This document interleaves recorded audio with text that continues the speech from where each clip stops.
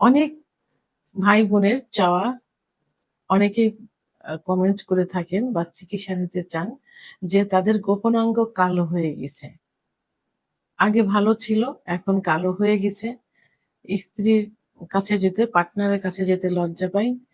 আবার স্বামীর কাছে যেতে লজ্জা পাই। অনেক স্বামীরা সহবাসে অনীহা প্রকাশ করে, ইত্যাদি অনেক অভিযোগ থাকে।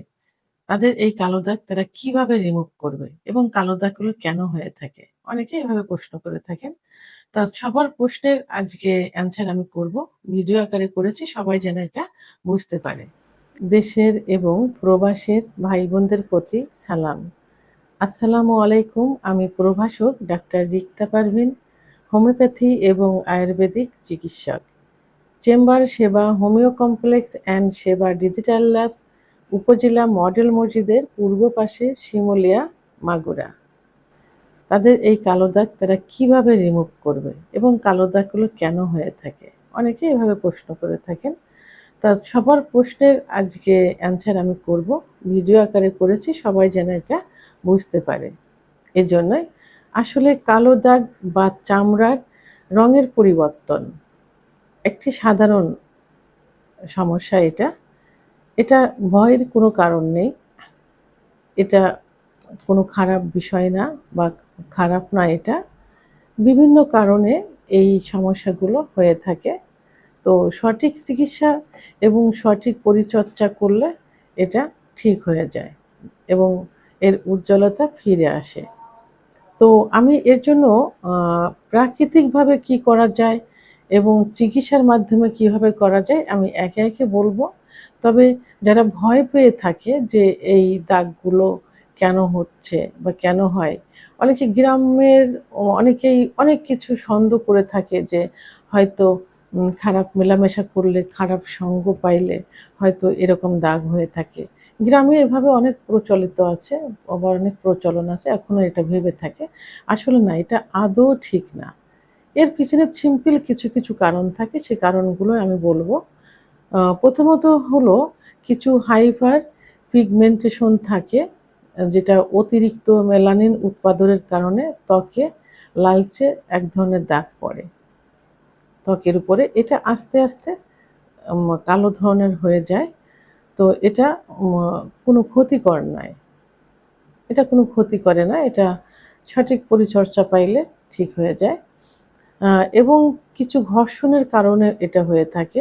যেমন যদি আঁট-শাঁট কাপড়-চোপড় পরে এবং যদি চর্বি বা মেদ থাকে, তাহলে সেখানে প্রতিনিয়ত ঘর্ষণের কারণে কিন্তু এটা হতে পারে। অনেকে যে পেন্টিগুলো পরে, যে মানে অ্যা সালোয়ারের নিচে যে পেন্টিগুলো পরে, ওইটা অনেক টাইট হয়ে থাকে, রাবার লাগানো থাকে, যে কারণে এটা হয়। আবার পুরুষেরা জাঙ্গিয়া পরে, অনেকে জিন্সের প্যান্ট প্রতিনিয়ত পরে থাকে। তখন ওখানে কোনো নিয়ে প্রতিনিয়ত ঘর্ষণ লাগে, কোনো খোলামেলা থাকে না। যে কারণে আস্তে আস্তে জায়গাটা লালচে লালচে কালো কালো দাগ হয়ে যায়। ঘামাচি বা ফাঙ্গাল ইনফেকশন থেকে এটা হয়ে থাকে। অনেক সময় ওখানে একটু স্যাঁতসেঁতে থাকে, যে কারণে ওখানে ফাঙ্গাল একটা দাউদের মতো একটা ইনফেকশন হতে পারে। বা অনেক ঘামাচি হয়। এটা ক্রমান্বয়ে ওখানে আলো বাতাস যেহেতু পায় না, ক্রমান্বয়ে ওখানে কালো আকার ধারণ করে। এটা ফাঙ্গাল ইনফেকশন এটাকে বলে থাকে। আবার ধর্মীয় বা হরমোনজনিত কিছু সমস্যা কারণে এটা হয়। যেমন গর্ভবতী অবস্থায় কিন্তু এটা হয়ে থাকে। বয়ঃসন্ধিকালে কিংবা হরমোনের তারতম্যের কারণে এটা হয়ে থাকে। অনেকের ধর্মীয় কারণে ওই যে কিছু নিয়মতান্ত্রিক কিছু থাকে, একদম মানে আবদ্ধ জায়গা থাকতে হবে, খোলামেলা থাকা যাবে না। তাই মানে গায়ের গঠন বোঝা যাবে না। জাস্ট এইভাবে কিন্তু আম হাদিসে আছে, ইসলামে আছে যে অঙ্গ-প্রত্যঙ্গ ঢেকে রাখতে হবে। কিন্তু এর অর্থ এই না যে সেই জায়গাটা টাইট করে রাখতে হবে, এটা কিন্তু বলা নেই। তো ইসলাম শান্তির ধর্ম, সেহেতু সেখানে খোলামেলা আট-শাট কাপড় পরা যাবে না। যেমন এখনকার বোরখাগুলো যেভাবে পরার নিয়ম, কিন্তু এখন বোরখা হয়ে গেছে সালোয়ার কামিজ, জাস্ট এরকমই। তা কিছু কুসংস্কার পর্দায় যারা থাকে তাদের এই এটা হয়। এবং আ হরমোনাল কিছু তারতম্যের কারণে হয়ে থাকে।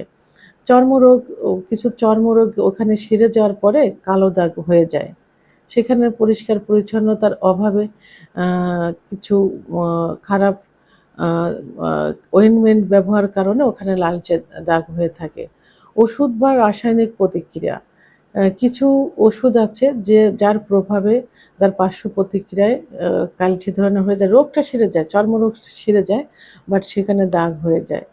এবং কিছু প্রসাধনী আছে যেগুলো ব্যবহার করে, কিছু লোশন, কিছু অয়েনমেন্ট, এই জাতীয় কিছু ক্রিম, যেগুলো ব্যবহার করার কারণে ওখানে মানে ভালো করতে যেয়ে খারাপ হয়ে যায় অনেক। যেমন মুখে অনেকে ভালো কিছু মাখতে গিয়ে মুখটাই কিন্তু অনেক সময় নষ্ট হয়ে যায়, পুড়ে যাওয়ার মতো হয়। অনেক কিন্তু আপনারা ইউটিউবে দেখবেন, বিভিন্ন ইনফরমেশন থেকে কিন্তু এটা পাওয়া যায়।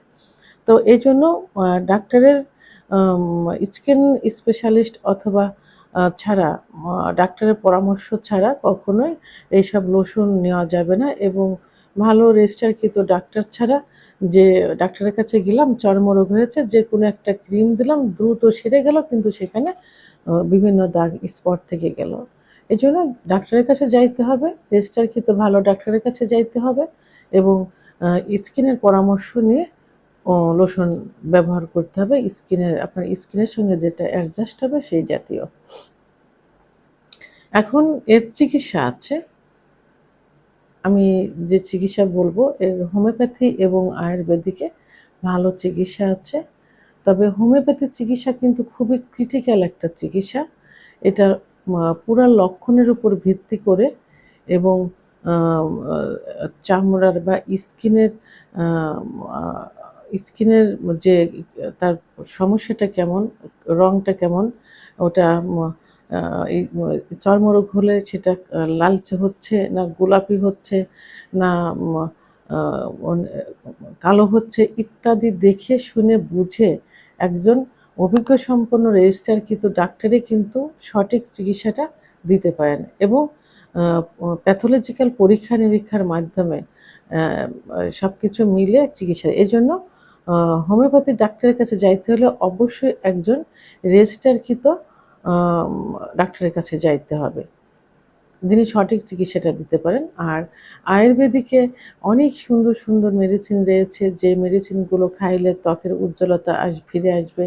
কিছু ওয়েল আছে, যে ওয়েলগুলো ব্যবহার করলে ত্বকের উজ্জ্বলতা ফিরে আসবে, এবং এই লালচে ভাবটা, কালো ভাবটা সরে গিয়ে সেখানে একটা ন্যাচারাল কালার চলে আসবে। তাহলে চিকিৎসা নিতে হলে অবশ্যই হোমিওপ্যাথি আয়ুর্বেদিক রেজিস্টারকৃত ডাক্তারের শরণাপন্ন হতে হবে। এখন আমি কিছু প্রাকৃতিক চিকিৎসা বলবো। কিছু প্রাকৃতিক ঘরোয়া পদ্ধতিতে কিছু চিকিৎসা আছে, যেগুলো ব্যবহার করলে হালকা যে দাগগুলো থাকে এই দাগগুলো কিন্তু উঠে যাবে। প্রথমে আমি বলবো অ্যালোভেরা জেল। অ্যালোভেরা কিন্তু এমন একটা জেল যেটা মুখের লাবণ্যতা ফিরিয়ে নিয়ে আসে, এবং টোটাল বডিতেই কিন্তু অ্যালোভেরা জেলটা ব্যবহার করা যায়। তো আপনারা এই যে গোপনাঙ্গে, এই গোপনাঙ্গে নিয়মিত অ্যালোভেরা জেলটা ব্যবহার করতে পারেন। এটা যে অনেক ব্যয়বহুল সেটা না, আপনার বাড়িতেও একটা টবে সুন্দর করে অ্যালোভেরা গাছ লাগাতে পারেন, এবং তার থেকে জেল নিয়ে আপনি ন্যাচারাল একদম সঙ্গে সঙ্গে এটা ব্যবহার করতে পারেন।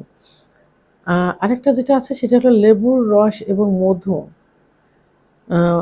লেবুর রসে কিন্তু ব্লিচিং এজেন্ট থাকে, যে কারণে ওখানে জ্বালাপোড়া হতে পারে, চুলকানি, অ্যালার্জি হতে পারে। এই জন্য বুঝে শুনে লেবুর রস এবং মধু একসঙ্গে অ্যাডজাস্ট করে আলতোভাবে ব্যবহার করতে পারেন। খুব দ্রুতই কিন্তু ওখানে কালো দাগটা চলে যাবে, ময়লা ভাবটা সরে যাবে, এবং খুব উজ্জ্বলতা ফিরে আসবে। নারকেল তেল বা অলিভ অয়েল তেল এবং হলুদ গুঁড়া, এটা অ্যান্টিসেপটিকের কাজ করে থাকে। আপনি এই হলুদ গুঁড়া এবং নারিকেলের তেল একসঙ্গে অ্যাডজাস্ট করে ওখানে কালো জায়গা ব্যবহার করে রাখতে পারেন, অথবা ব্যবহার করে 1 ঘন্টা পরে ওখানে ধুয়ে ফেলতে পারেন। উজ্জ্বলতা ফিরে আনবে ইনশাল্লাহ। কাঁচা দুধ, গরুর যে খাঁটি দুধ থাকে, এই দুধটা আপনারা নিয়মিত ব্যবহার করতে পারেন। ঘরোয়া পদ্ধতিতে যে ব্যবহারের কথাগুলো বললাম, এইগুলা শুধু কালো জায়গা না, বডির অন্যান্য জায়গা ব্যবহার করলে ত্বকের উজ্জ্বলতা ফিরে আসবে, কালচে ভাবগুলো উঠে যাবে। তো এখন আমি পরামর্শ দিব, আপনারা তো অবশ্যই ডাক্তার দেখাবেন এবং কি কারণে হয় সেই কারণগুলো তো অবশ্যই নির্ণয় করতে হবে, দূরে থাকতে হবে, ভালো করে জানতে হবে। আর একজন রেজিস্টারকৃত হোমিওপ্যাথি আয়ুর্বেদিক ডাক্তারের শরণাপন্ন হতে হবে। নিয়মিত ন্যাচারাল যে রেমেডি বললাম, প্রাকৃতিক চিকিৎসাটা পারলে যেকোনো একটা আপনারা নিয়মিত করতে পারেন এবং সবসময় ঢিলাঢালা পোশাক পরার চেষ্টা করবেন। জায়গাটা স্যাঁতসেঁতে যেন না থাকে সেদিকে খেয়াল রাখতে হবে। আর সূর্যের আলো যেহেতু গোপনাঙ্গে লাগানো ছোট আপ হয়ে যায়, কিছু সময় ফ্যানের বাতাসে একটু লাগাতে পারেন। এটাও আপনার জায়গাটা শুকিয়ে যাবে, যেটা ফাঙ্গাল ইনফেকশন এটা রিমুভ হবে। পরিষ্কার পরিচ্ছন্ন কাপড়-চোপড় পরতে হবে। কাপড়-চোপড় প্রয়োজন অনুসারে গরম কাপড় দিয়ে ধুতে হবে। স্বাস্থ্যসম্মত ডায়েট করতে হবে। খাবার ভালো খেতে হবে, টাটকা খাবার খেতে হবে, সিজনালি শাকসবজি খেতে হবে এবং আ ফলমূল খেতে হবে। পরিমিত পরিমাণ পানি পান করতে হবে এবং আ ঘুম দিতে হবে। রাত্রে ৭ থেকে ৮ ঘন্টা সুন্দর ঘুম দিতে হবে।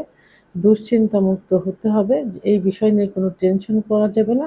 সঠিক পরিচর্চা করতে হবে। ইনশাআল্লাহ ঠিক হয়ে যাবে। ভিডিওটি সম্পর্কে যদি কোনো মতামত থেকে থাকে অবশ্যই কমেন্টের মাধ্যমে জানাবেন। আর ভিডিওটি ভালো লাগলে লাইক, কমেন্ট, সাবস্ক্রাইব করে আমার সঙ্গে থাকুন। আল্লাহ হাফেজ।